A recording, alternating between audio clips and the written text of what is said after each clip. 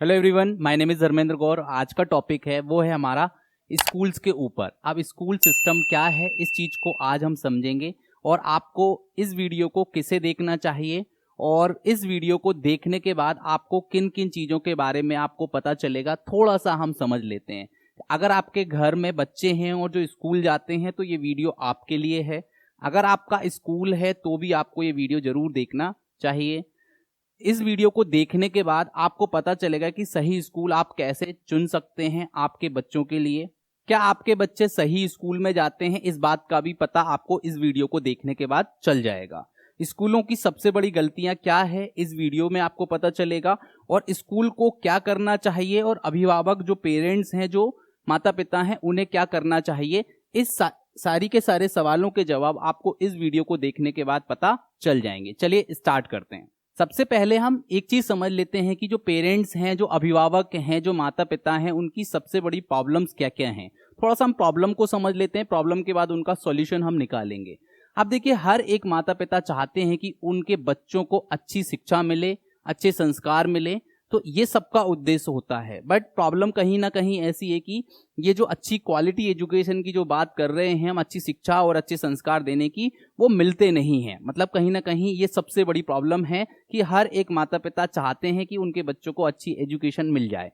But कहीं ना कहीं एक और समस्या है, बहुत बड़ी समस्या है कि फी प्रॉब्लम। मतलब कि फीस हर कोई अफोर्ड नहीं कर पाता है अच्छी शिक्षा देने के लिए, या एटमॉस्फेयर वैसा प्रोवाइड नहीं कर पाता है, वातावरण ऐसा प्रोवाइड नहीं कर पाता है जिससे कि बच्चों को अच्छी शिक्षा मिल सके। तो कहीं ना कहीं फीस भी एक बहुत बड़ी प्रॉब्लम है। क्यों है? क्योंकि हमारे देश में लगभग 80% लोग मिडिल क्लास से बिलोंग करते हैं। मतलब कि लगभग 80% लोग एवरेज हैं जिनकी इनकम क्या है, मतलब 20-25 या 30,000 या 40,000, इससे ज़्यादा इनकम नहीं है, या 10,000 के आसपास महीने की इनकम है। तो अच्छी से अच्छी क्वालिटी एजुकेशन में पैसा वो खर्च नहीं कर सकते हैं। तो ये भी एक सबसे बड़ी समस्या है।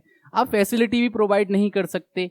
मतलब पेरेंट्स, माता पिता या स्कूल्स भी मतलब गिने चुने ही हैं जो अच्छी फैसिलिटीज और अच्छी एजुकेशन प्रोवाइड करते हैं, लेकिन उनकी फीस जो होती है वो लाखों में होती है और वो फीस हर कोई अफोर्ड नहीं कर सकता है। ठीक है, तो ये सबसे बड़ी प्रॉब्लम है। एक और प्रॉब्लम है कि कोचिंग प्रॉब्लम है, कि बच्चों को स्कूल भी पहुंचाना है, फिर कोचिंग में लाना ले जाना, या फिर बहुत सारे लोग गांव से बिलोंग करते हैं तो गांव में कोचिंग्स वगैरह अच्छे टीचर्स की अवेलेबल मतलब नहीं होते हैं। तो ये भी एक बहुत बड़ी समस्या है। चलिए देखते हैं इनका सॉल्यूशन हम कैसे निकाल सकते हैं। देखिए, हम जो बात कर रहे हैं वो बात कर रहे हैं स्कूल्स के ऊपर। तो जब भी आप किसी स्कूल में जाएं या आपके जिस स्कूल में बच्चे जाते हैं, तो आपको ये क्वेश्चंस जो मैंने लिख रखे हैं यहाँ पर, तो उनसे ये सवाल करने हैं। ये क्वेश्चंस के बारे में इनका मतलब कि इन सवालों के जवाब आपको पता करना होगा। तो चलिए देखते हैं एक एक करके कि क्या सवाल आपको करना चाहिए स्कूल से, और या पता करना चाहिए कि वो क्या करते हैं और किस तरीके से वो काम करते हैं।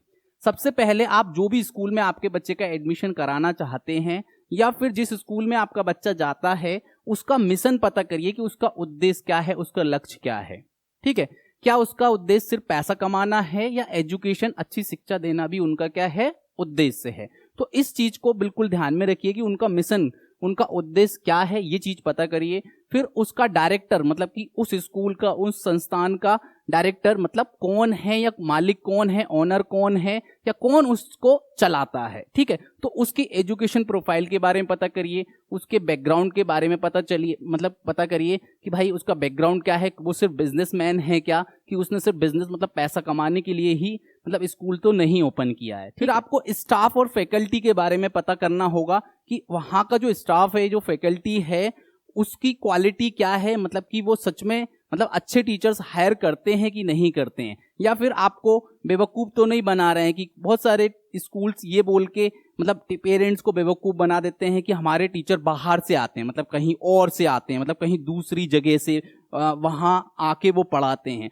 तो ये कह के बेवकूफ तो नहीं पढ़ा रहे हैं। अब ये चीज आपको कॉमन सेंस लगाइए कि वहां के जो टीचर्स की क्वालिटी सच में है कि नहीं, मतलब अच्छे टीचर हायर करते हैं कि नहीं करते। अच्छे टीचर का मतलब ये है कि वो जो भी क्लास में जो सब्जेक्ट पढ़ाते हैं, क्या उस पर उनकी अच्छी कमांड है या नहीं है। ठीक है, अब वो कहीं से भी आए, इससे हमें कोई लेना देना नहीं होना चाहिए। कोई बोलता है कि हमारे केरल से टीचर आते हैं, यहां से वहां से आते हैं, तो वो ऐसे करके कुछ बेवकूफ तो नहीं बना रहा है। तो फैकल्टी या स्टाफ कैसा है, इस चीज के बारे में आपको पता करना होगा। इसके बाद आपको इस बुक्स के बारे में पता करना होगा कि बुक्स कौन सी चलाते हैं। अब बुक्स का मतलब यहाँ पे कोई प्राइवेट पब्लिकेशन की बुक्स चलाते हैं या मतलब जिस बोर्ड की है, मतलब कि जिस बोर्ड में एमपी बोर्ड या सीबीएसई बोर्ड है उसकी बुक्स चलाते हैं, या फिर किस तरह की प्राइवेट बुक्स चलाते हैं, प्राइवेट पब्लिकेशंस की बुक चलाते हैं। अब यहाँ पर क्या है कि स्कूल्स वाले बहुत बड़ा गेम खेलते हैं, मतलब कि एक पैसा कमाने का बहुत बड़ा एक जरिया है बुक्स, ठीक है, कि मतलब प्राइवेट पब्लिकेशंस की बुक्स चलाते हैं जिसमें कि 50-60% के आसपास या 65% के आसपास तक क्या होता है, कमीशन होता है। आप सिंपल सा लॉजिक समझ लीजिए कि अगर आपने 10,000 की बुक्स खरीदी हैं तो 6,000 के समथिंग या 6,500 के समथिंग पैसा कौन लेता है, स्कूल वाला लेता है। तो कहीं ऐसा तो नहीं है कि प्राइवेट पब्लिकेशन की बुक जिसमें मनमाने 300 रुपये का एमआरपी या 400 रुपये का एमआरपी तो नहीं डला है आपके बच्चों की बुक्स पे। तो ये चीज आप चेक करिए। देखिए, अगर एजुकेशन इंप्रूव करनी है तो सबसे मेन चीज क्या है, बुक्स। अब बुक्स, अगर मेरे ख्याल से बुक्स जो है वो जिस बोर्ड का, मतलब कि जिस बोर्ड की उसके पास परमिशन है, मतलब जिस स्कूल के पास, जैसे कि एमपी बोर्ड है तो एमपी बोर्ड, या दूसरा अदर स्टेट की जो बोर्ड की बुक्स हैं या तो वो रन करना चाहिए, या फिर एनसीईआरटी बुक्स। तो एनसीईआरटी जो बुक्स हैं उन्हें आपको क्या करना चाहिए, मतलब कि उन्हें इंप्लीमेंट करना चाहिए। अब देखिए, एनसीईआरटी बुक्स के बारे में अगर आप पता करेंगे तो आपको एक चीज पता चलेगी कि एनसीईआरटी बुक्स की इंपॉर्टेंस मैं सिर्फ इतना कहकर आपको समझा दूं कि इनकी इंपॉर्टेंस ये है कि जब भी आप कोई सिविल सर्विसेज की तैयारी कोई बच्चा करता है 12वीं के बाद, तो उससे ये बोला जाता है, किसी मतलब कोचिंग में वो जाता है जहां पे एमपीपीएससी या फिर यूपीएससी वगैरह की तैयारी करता है, तो उससे पहले ये बोला जाता है कि भैया आप 6 से लेके 12 तक की क्या करिए, एनसीईआरटी बुक्स को पढ़ के आइए। अब ये बताइए कि जिस बच्चे ने प्राइवेट बुक्स को पढ़ा नर्सरी से लेके 12 तक, तो उसका तो वो क्या हो गया, कोई मतलब ही नहीं रहा, क्योंकि उसके फिर से अगर 6 से लेके 12 तक की एनसीईआरटी बुक्स पढ़नी पड़ रही है तो वो तो उसके साथ अच्छा खासा क्या हो गया, धोखा हो गया। उसे फिर से एनसीईआरटी अगर बुक पढ़नी पड़ रही है तो इसका मतलब है कि अगर सिविल सर्विसेज वगैरह के लिए भी बाद में ये बोला जाता है कि आपको सिविल सर्विसेज का अगर मतलब आपको नहीं पता है तो मैं सिंपल बता दूं कि आपके कलेक्टर, एसडीएम या गवर्नमेंट जॉब में जो अच्छी अच्छी पोस्ट जितनी भी हैं गवर्नमेंट जॉब में, सेंट्रल गवर्नमेंट हो या फिर स्टेट गवर्नमेंट हो, तो वो मतलब कि सिविल सर्विसेज का एग्जाम होता है, उसे क्वालिफाइड करने के लिए, बेस बनाने के लिए हमें 6 से लेकर 12 तक की एनसीईआरटी पढ़नी पड़ती है। तो फिर से अगर वो पढ़ना पड़ रहा है तो, और अब एक और चीज इसमें है कि जो एनसीईआरटी की जो बुक्स होती है ना, बहुत ही सस्ती आती हैं। अगर आप नेट पे भी सर्च करेंगे तो उस बुक्स पे, बहुत सारी बुक्स पे 55 रुपए एमआरपी होगा, 60 रुपए होगा, या 65 रुपए या 45 रुपए, या मैक्सिमम 11-12 की बुक्स का जो एमआरपी होगा वो होगा मुश्किल से 100, 110, 120 रुपए। इससे महंगी बुक्स नहीं आती, मतलब कि 600-700 रुपए में सिलेबस आ जाएगा या 1000 रुपए का आ जाएगा। वहीं प्राइवेट बुक्स की बात करें तो एक क्लास का, मतलब 5th-6th क्लास का अगर आप सिलेबस खरीदने जाएंगे 3000, 4000, 5000 का आपको सिलेबस आपको खरीदने को मिलेगा। तो ये फर्क है एनसीईआरटी और मतलब कि प्राइवेट पब्लिकेशन की बुक में। और प्राइवेट पब्लिकेशन क्या करता है, सिंपल है भाई, देखो उनको बुरा तो लगेगा और स्कूल वालों को बुरा लग रहा होगा अगर कोई जिसका स्कूल है प्राइवेट बुक चलाता है। अब क्या करते हैं, नेट से कॉपी पेस्ट करके कोई भी पब्लिकेशन बना के और क्या कर देते हैं, मनमाना एमआरपी रेट डाल के और चला देते हैं।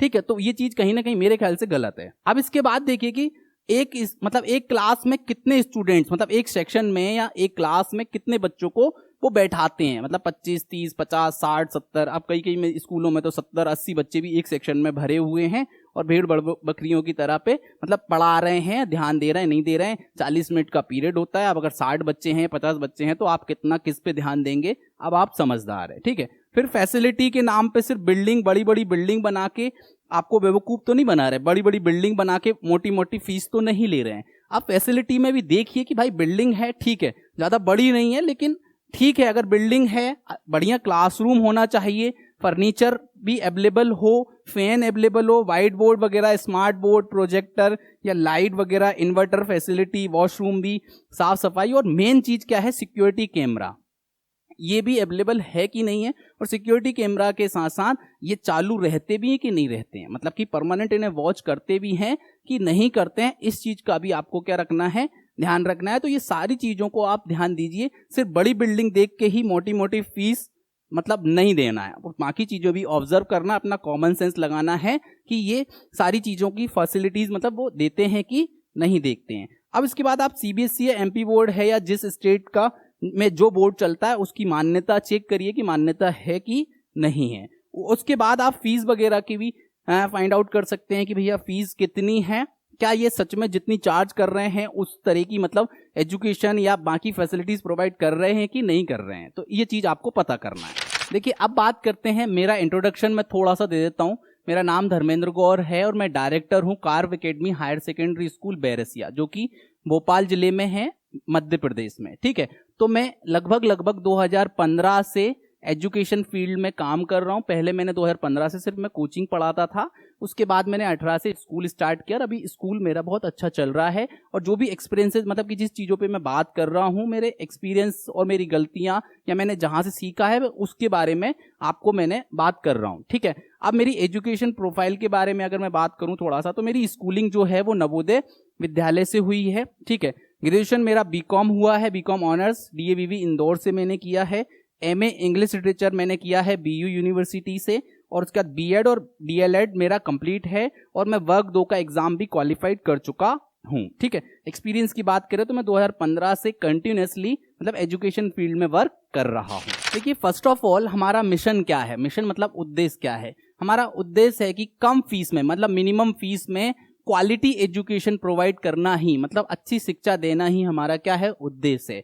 अच्छी शिक्षा के साथ साथ वैल्यूज, संस्कार, एथिक्स वगैरह, हमें कल्चर वगैरह देना भी हमारा साथ साथ उद्देश्य है। मतलब सिर्फ नहीं है कि रट्टू तोता बना दो, अच्छे नंबर दिखाना है, नहीं, अच्छे नंबर के साथ साथ मतलब क्वालिटी एजुकेशन के साथ साथ अच्छा इंसान बनाना है, ये भी हमारा साथ में क्या है, उद्देश्य है। ठीक है, मतलब बच्चों को रिस्पेक्ट देना सिखाना। आज के बच्चे मतलब इतने बदतमीज होते जा रहे हैं कि जिन्हें ना माँ बाप से बात करना आता है, ना किसी और से बात करना आता है, मतलब उन्हें ना रिस्पेक्ट देना आता है, ना कुछ करना आता है। उनका बिहेवियर सही नहीं है, कहीं ना कहीं पर्सनैलिटी सही नहीं होती। तो बिहेवियर, रिस्पेक्ट के ऊपर और इसके ऊपर हम ज्यादा वर्क करते हैं। ठीक है, और इसके अलावा वी डोंट मेक रोबोट्स, हम रोबोट नहीं बनाते, मतलब रट्टू तोता नहीं बनाते, मतलब चीजों को क्या कर रहे हैं, रटवा रहे हैं, तो वैसा नहीं बनाते हैं। अब देखिए इसके बारे में थोड़ी सी बात करना चाहूंगा कि जब भी एक बच्चा 3 साल का होता है और वो स्कूल में एडमिशन कराते हैं, अगर सपोज एक क्लास में 25 बच्चे हैं, तो वहां पर 98% बच्चों का जो माइंड है, मतलब उनके अंदर क्वालिटी है, सोचने समझने की जो क्षमता है, ताकत है,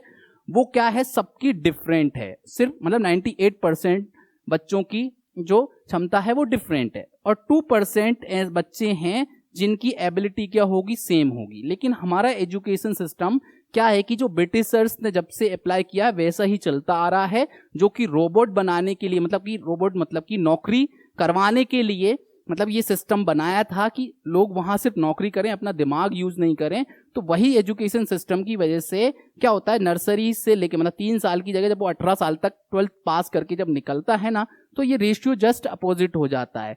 ये रेशियो क्या हो जाता है कि 2% बच्चे ही अलग सोच पाते हैं, 98% लोग क्या बच्चे जो होते हैं वो एक जैसा सोचते हैं। मतलब कि आप जैसा बोलोगे, एक सवाल का जवाब आपने कोई क्वेश्चन किया तो सबका एक रटा रटाया आंसर आ जाएगा। जैसे कि मैं एक क्वेश्चन पूछता हूं आपसे A4, तो आपके दिमाग में एक ही चीज आई होगी, A4 एप्पल। नहीं, A4 एप्पल ही नहीं होता, A4 एरोप्लेन भी होता है, A4 आंट भी होता है, A4 अप्रैल भी होता है। ऐसे बहुत सारे ऑब्जेक्ट्स हैं या चीजें हैं जो A से होती हैं, लेकिन हमारे दिमाग में क्या है, एक रट्टा हमने शुरू से लगाते आए हैं कि A4 एप्पल, B4 बॉल या B4 बैट। ठीक है, तो ये चीज होती है कहीं ना कहीं। तो इस तरीके से सोचने समझने की क्षमता ही हम क्या कर रहा है, स्कूल कहीं ना कहीं मतलब कुछ भी रटवाया जा रहा है, जो पहले की जो पॉलिसीज थी, जो तरीका था, बस उसी को फॉलो करते आ रहे हैं। तो हम ऐसा नहीं करते हैं। ठीक है, फिर हम क्रिएटिव थिंकिंग के ऊपर मतलब कि सोचे समझे, बच्चा दिमाग लगाए, अपना खुद का यूज करे, उनसे क्वेश्चंस करते हैं अलग अलग तरीके से, ताकि कुछ नया निकल के आए। ठीक है,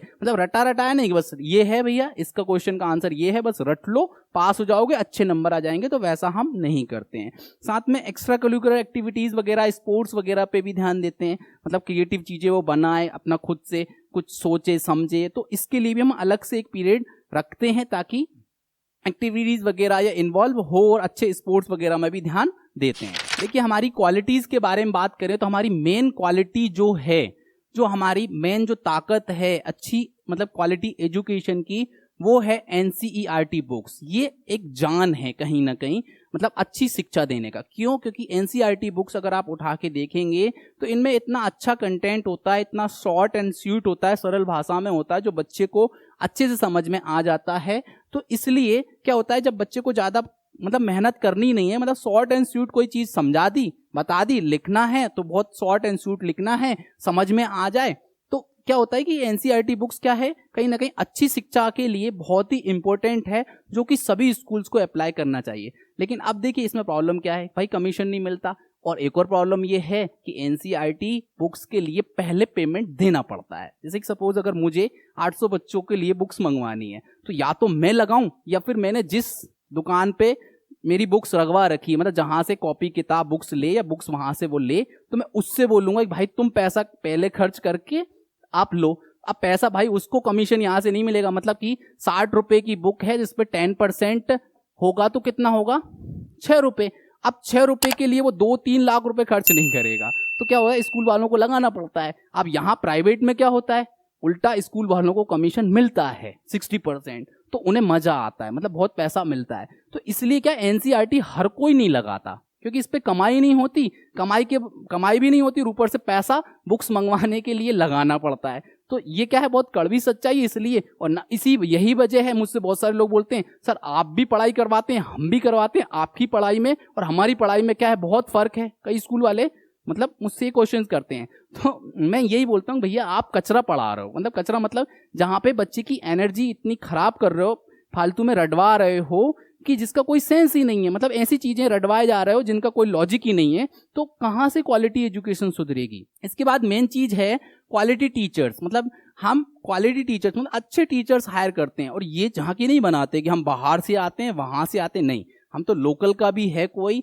लेकिन वो पढ़ाता अच्छा है, समझाता अच्छा है, उसके अंदर स्किल्स हैं, क्वालिटी हैं, तो हम हायर कर लेते हैं, ठीक है। उसके अलावा जो छोटी क्लासेस के लिए हम 12th पास या ग्रेजुएशन वाले जो टीचर्स होते हैं उनको भी लेते हैं, लेकिन उनको हम क्या करते हैं, ट्रेनिंग प्रोवाइड करते हैं। ट्रेनिंग प्रोवाइड मतलब कि डेली उनकी 40 से 45 मिनट की क्या होती है, एक क्लास होती है, जिसमें उन्हें सिखाया जाता है, बताया जाता है, उनका लेसन प्लान बनवाया जाता है, कैसे डील करना है, कैसे मैनेज करना है क्लास को, सारी चीजें हम उन्हें ट्रेनिंग प्रोवाइड करके क्या करते हैं, सिखाते हैं।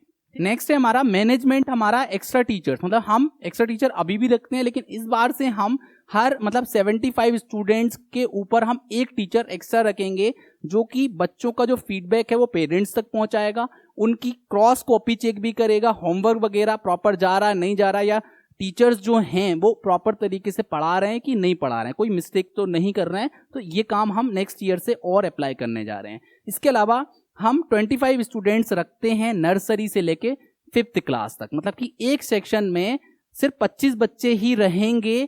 ऐसा नहीं है कि 30 भर लिए, 40 भर लिए, 50 बच्चे बस बैठा दिए हैं, मतलब ठीक है और बस चल रहा है। तो लेकिन हम क्या करते हैं, नर्सरी से 5th हम 25 बच्चे ही रखते हैं एक क्लास में।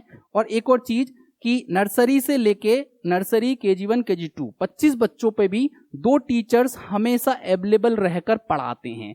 और मतलब 25 बच्चों पे 2 टीचर, इसका मतलब है 12 से 13 बच्चों के ऊपर एक टीचर रहता है, जो कि ध्यान देके उनसे अच्छे से बातचीत करता है, उन्हें समझता है, और उनके मतलब जो होमवर्क वगैरह या क्लास वर्क हाथ पकड़ के करवाता है, अच्छे से वो ध्यान दे पाते हैं। तो इसलिए हम हर मतलब 25 बच्चों पे 2 टीचर अवेलेबल रहकर हमेशा पढ़ाते हैं, ठीक है।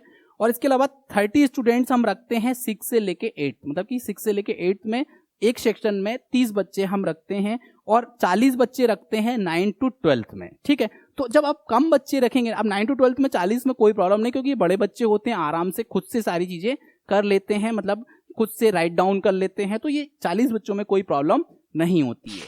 देखिए हम एडमिशन देते हैं तो पहले एंट्रेंस एग्जाम टेस्ट कराते हैं, मतलब बिना टेस्ट के बच्चे को हम एडमिशन नहीं देते हैं, क्योंकि कहीं ना कहीं हमें पता करना होता है कि इसका लेवल है भी कि नहीं है, मतलब कि इसका लेवल कितना है, कैसा है, कि वो इम्प्रूव कर पाएगा, या जिस क्लास में वो एडमिशन लेना चाहता है उस क्लास में क्या है कि मतलब वो डिजर्व करता भी कि नहीं करता है। तो इसलिए एंट्रेंस एग्जाम लेते हैं, अगर वो एंट्रेंस एग्जाम टेस्ट को क्वालिफाइड करता है तो ही हम एडमिशन देते हैं। इसके अलावा लिमिटेड सीट्स रखते हैं, जैसे कि मैंने कहा नर्सरी से लेके 5th तक सिर्फ 25 बच्चे, 6 to 8 30 बच्चे, और 9 to 12 40 बच्चे। अगर हमारी ये सीट्स क्या हो जाती हैं, फुल हो जाती हैं, उसके बाद हम क्या नहीं करते हैं, एडमिशंस क्लोज कर देते हैं, मना कर देते हैं, हम फिर नहीं लेते हैं, चाहे आप कितनी मतलब कोई कितनी भी ताकत लगाए। 25 से 26 बच्चे हम नहीं रखते हैं अगर नर्सरी से 5th में, और अगर 6 to 8 में 30 से 31 बच्चा आपको कभी भी नहीं मिलेगा, ठीक है। तो इस चीज़ का हम विशेष रूप से ध्यान रखते हैं, हम कचरा नहीं करते हैं, जो हमारी जो इथिक्स हैं हम उन्हें नहीं तोड़ते हैं, हमारी जो वैल्यूज़ हैं मतलब कि जो हमारे रूल्स हैं हम उन्हें नहीं तोड़ेंगे। इसके अलावा कंप्यूटर लैब की फैसिलिटी भी हम प्रॉपर तरीके से प्रोवाइड करते हैं। इसके अलावा टैबलेट लैब जो भी हम इस साल से लेके आ चुके हैं, ठीक है। टैबलेट लैब क्या है कि जैसे कि हर एक सेक्शन में 25 बच्चे होते हैं तो हम 26 टैबलेट हम रखते हैं उस क्लास में, एक टीचर के पास रहता है, बाकी 25 बच्चों के लिए वो टैबलेट क्या होता है मतलब एक बच्चे को दिया जाता है, उसमें एक्टिविटीज वगैरह पजल सॉल्व करना ABCD 1 2 3 वगैरह या मतलब स्पेलिंग की प्रैक्टिस करना, ये सारी चीजें हम करवाते हैं। इसका वीडियो आप साइड में मैं प्ले करके अभी दिखा दूंगा, उसमें आप देख सकते हैं।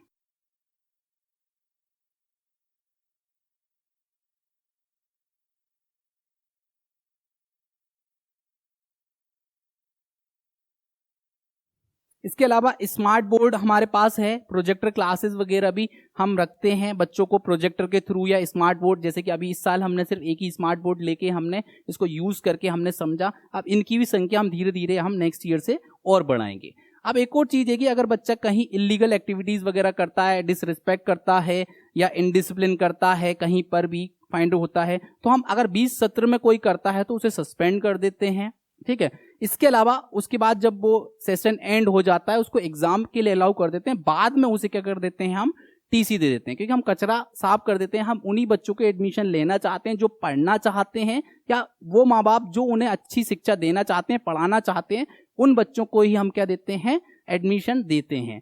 अब यहाँ पर क्या है कि आज के टाइम पे बच्चे बहुत ही ज्यादा मतलब धीरे धीरे बिगड़ते जा रहे हैं। 11th-12th के बच्चे आपको काफी स्कूल्स के मतलब गुटखा बीड़ी सिगरेट मतलब ये सब फालतू काम, इधर उधर घूमना, ठीक है, कोचिंग के बहाने घूम रहे हैं, बाइक चला रहे हैं और मोबाइल चला रहे हैं। अब मोबाइल आज के टाइम पे मोबाइल दे देते हैं पेरेंट्स, ये पेरेंट्स की बहुत बड़ी गलती है।